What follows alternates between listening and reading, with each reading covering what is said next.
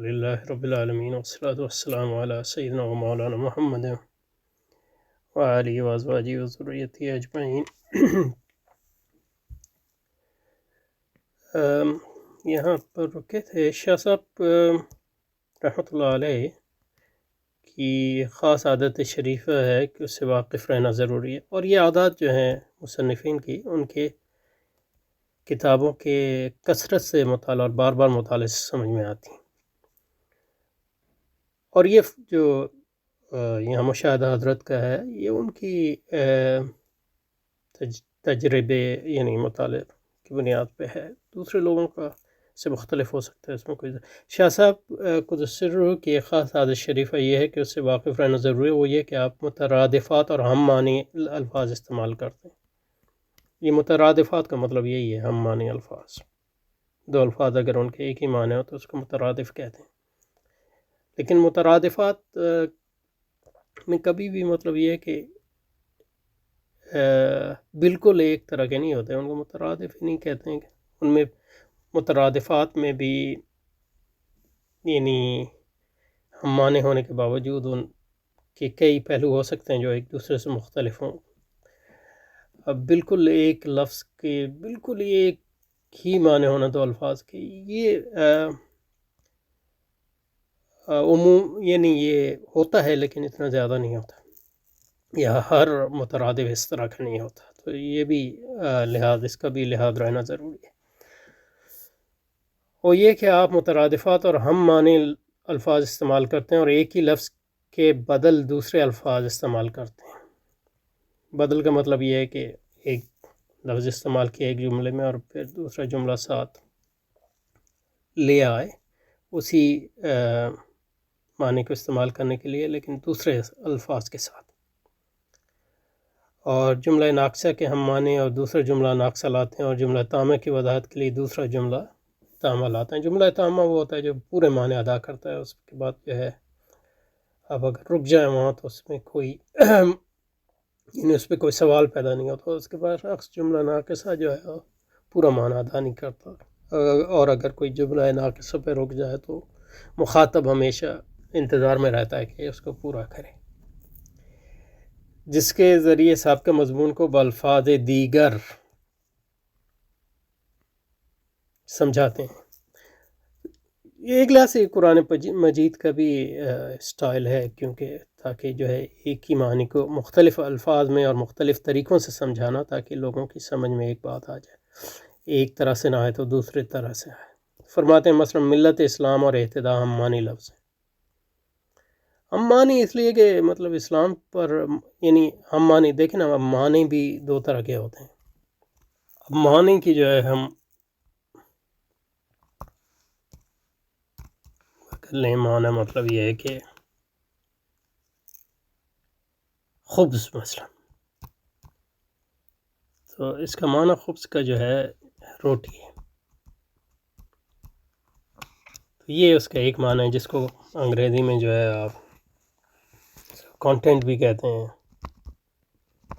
یہ معنی اس اعتبار سے ہے کہ یہ روٹی کی حقیقت کی طرف اشارہ کرتا ہے۔ لیکن ایک معنی کی وہ قسم ہوتی ہے جس کو انگریزی میں کہتے ہیں ریفرنٹ،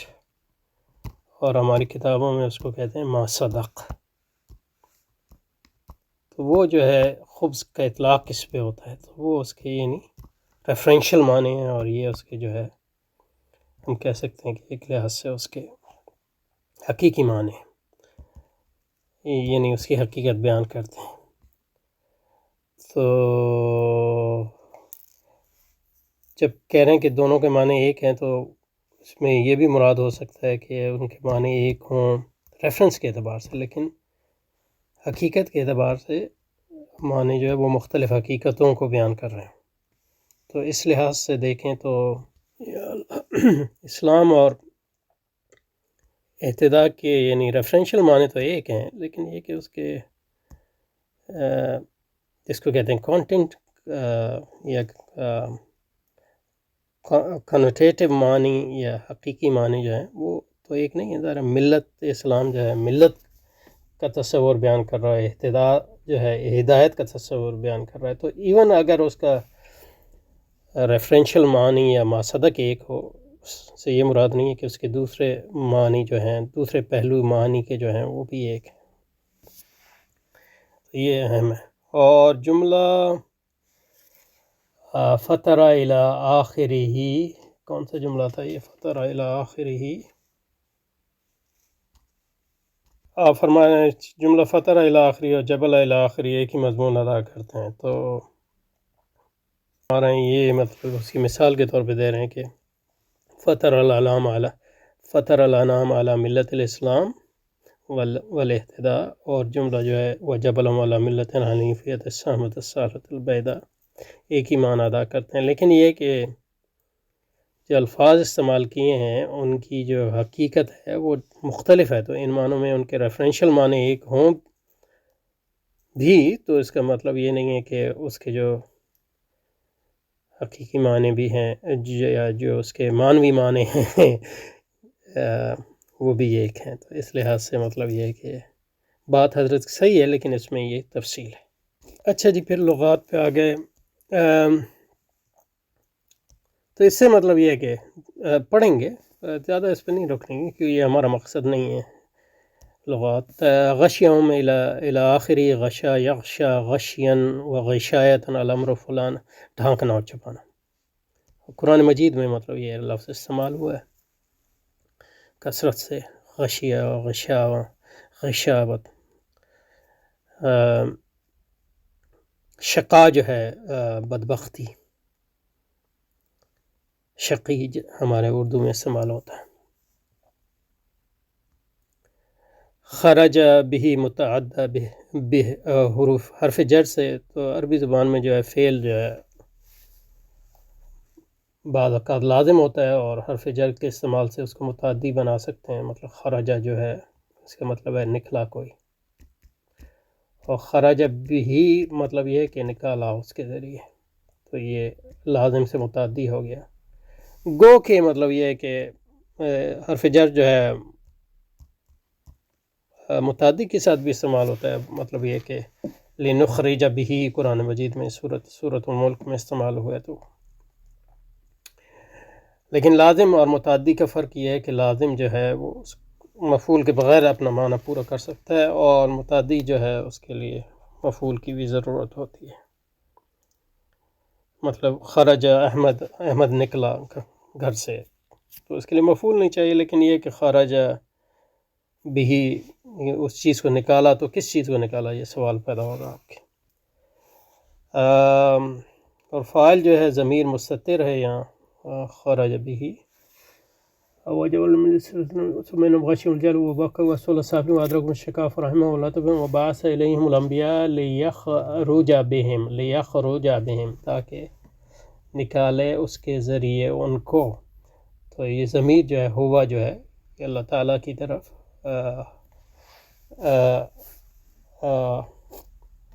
راجع ہوا،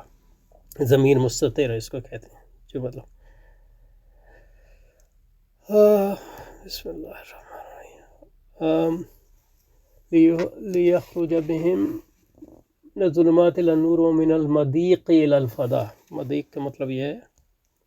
تنگ جگہ، گھاٹی، الفضاء وسعت، وسیع زمین، میدان، جمع فضاء۔ اب میں یہ اس پہ جو حضرت نے فرمایا وہی اس کو دیکھ رہا ہوں، اب اس کی مجھے تحقیق نہیں ہے کہ جمع جو ہے اس کی یہ ہے کہ نہیں۔ منوطتاً اس میں مفعول ہے اناتس، اناتہ بکذا، لٹکانا، معلق کرنا، مادہ اس کا نون واؤ ہے، منوط اس سے متعلق۔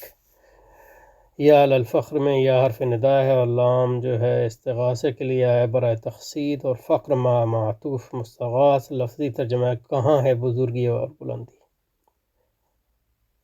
کہاں کیا بات ہے، جو ہم کہتے ہیں نا کیا بات ہے، یہ اس کا یہ مقصد ہے، کیا ہے اس بزرگی اور بلندی، کتنی کتنا بلند ہے، کتنا بزرگ ہے، یہ یا علی الفخر، تو ان سینس تعجب کے لیے آیا، استغاثے کے لیے نہیں آیا ہے۔ بہرحال مطلب یہ ہے کہ جب لوگ دنیا میں پہنچ کر اپنی فطری صلاحیتیں کھو بیٹھے، فطری مطلب یہ کہ جس اسلام کو کھو بیٹھے، یہ فطرت سے مراد اسلام ہے۔ اور کیوں کھو بیٹھتے ہیں؟ کیونکہ اللہ نے ان کو آزادی دی ہے برائے امتحان، تو آزادی کی وجہ سے کھوتے ہیں۔ تو اس لیے آزادی جو ہے امتحان ہے، وہ کبھی مقصد نہیں ہو سکتا۔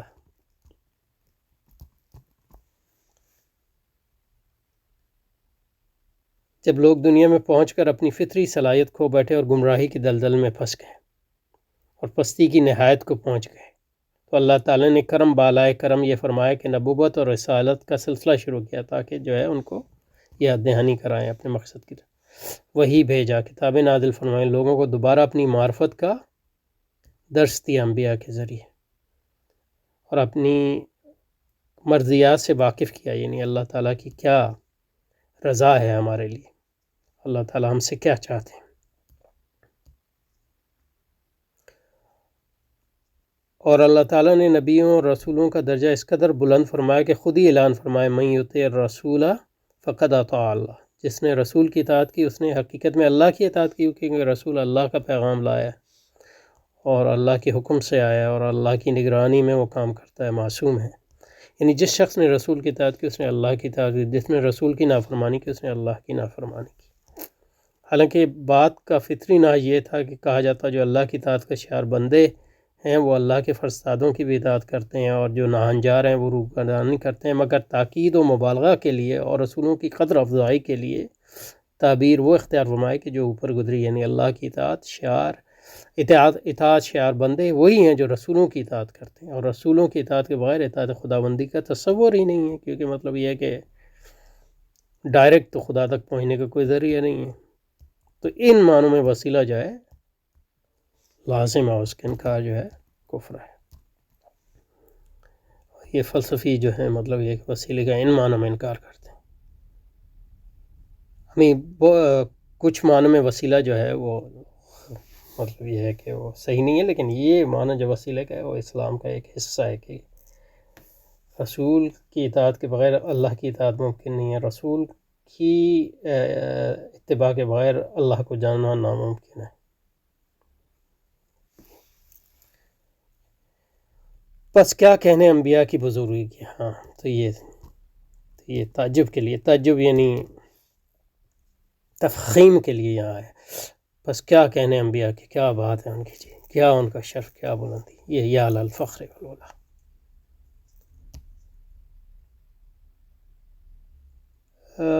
یہاں پہ رکتے ہیں انشاءاللہ۔ السلام علیکم۔